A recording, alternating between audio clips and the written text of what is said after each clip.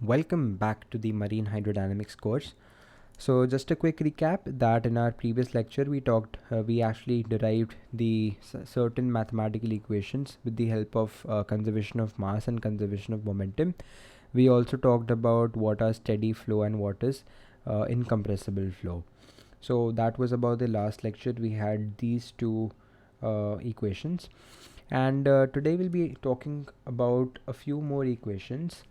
And the first one which we are going to talk about, and using this we are going to come to other equations. So this is known as the kinetic transport theorem. All right, and I'm not really going to derive this equation because it's actually a little more math intensive. It's not difficult, but it'll just take a little bit of time, and we just want to focus on the final result so that we can use that to derive the continuity equations, the Euler equations, and so on. So what I'm going to do is I'm going to simply cut out the equation and present it to you in front of you so that it's a more neater way to do that. Here is the equation. I'll just enlarge it. So this is the kinematic transport theorem. So yeah, it looks pretty unusual, but let's analyze what it is saying. So d by dt is nothing but the rate of change of, and here as you can see this is something similar to what we have seen above. So here we generally used to write rho dv, which would give us the rate of change of mass, which should be 0, which will give us the conservation of mass. So here f of x of t is any Eulerian property of the fluid, be it velocity, be it density, or be it anything. So it's any Eulerian property of the fluid which you put in here. It should satisfy this whole equation. And what are these equations? How do we use them? Let's talk about that. So just to talk about the terms which we have used. So Vm is nothing but the material volume.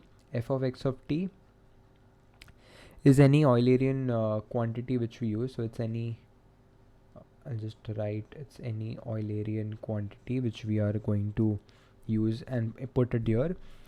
Then we have the partial differentiation with time here, and here v is the particle velocity. So here v is the particle velocity or the flow velocity as well. It could be any of it.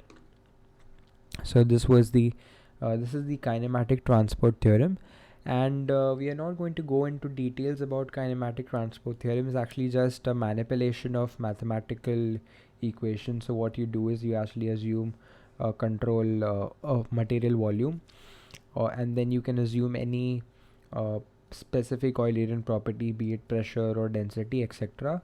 Right, so you denote that with f of xt, and then you do some certain integration. So if I want to get the whole if I want to get the property for the fluid as a whole, I integrated for its whole volume, right? And then I do some mathematical calculations. I divide it by time. I use some other identities. So it's actually, you can go through its derivations, not that simple, but we are going to focus on the final result only now, because we'll derive certain really important equations from this final result. So the first equation which we are going to see is the much awaited, the continuity equation. And you might have seen this equation in your 11th and 12th class, but that was just for newbies. That was a really simple equation which was a1 v1 equals to a2 v2, right? And we just said that suppose this is a tube, and there's some fluid flowing through this tube. If the velocity here is v1 and the area of this cross section is a1, if the fluid velocity here is v2 and the area of cross section is a2, then the fluid should hold this if the fluid is incompressible and steady flow, and of course non-viscous as well, which is viscosity is not acting, because if those factors come in, then we'll have to consider energy losses, and therefore the continuity equation won't hold. We'll look into those cases as well, but at a later stage. So let's actually see how the continuity equation can be derived from the looking so complex kinetic transport theorem.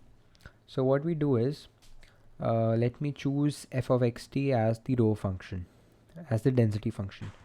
So I write d by dt triple integral rho dv equals to triple integral del rho by del t plus the dot product of the gradient, or this is actually known as the divergence. So divergence of rho v. Alright, so this is what I have. But by conservation of mass, what I know is that this must be equal to 0. So this should be equal to 0. Why? Because of conservation of mass. COM, don't confuse COM with center of mass. This is conservation of mass. And if this whole quantity is 0, this quantity inside the integral must also be 0. So I'm going to move on to the next page. So the quantity which we had was this. Let me just actually copy paste this quantity so that we save time in writing it again and again.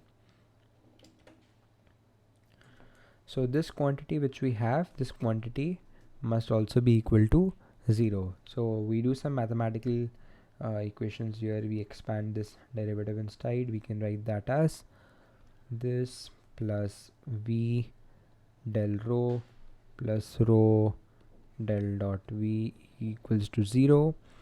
And if you look carefully, this is nothing but the material derivative of density, right?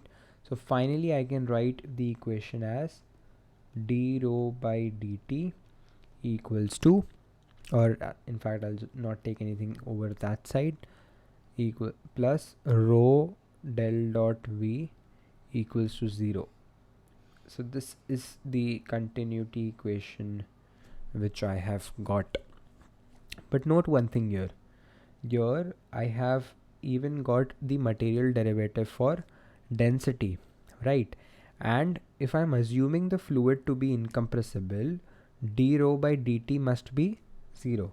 So now this continuity equation which we just got could be assumed for a compressible fluid as well. Compressible fluid. And if I'm talking about incompressible, I just have to put this quantity as 0, d rho by dt as 0. So I have rho, the divergence of velocity, equals to 0. Rho is nothing but a constant, so I'm just going to ignore it here. And therefore I have this as my final simple looking equation, and this simple looking equation is the continuity equation for incompressible flows.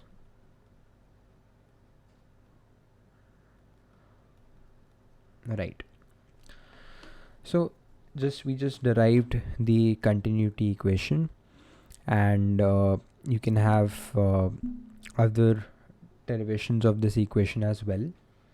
In our next lecture, we'll be talking about the Euler equations, which is actually a differential form of conservation of momentum. So previously we had seen a tensorial form of conservation momentum in which we directly use the Newton's laws to derive it.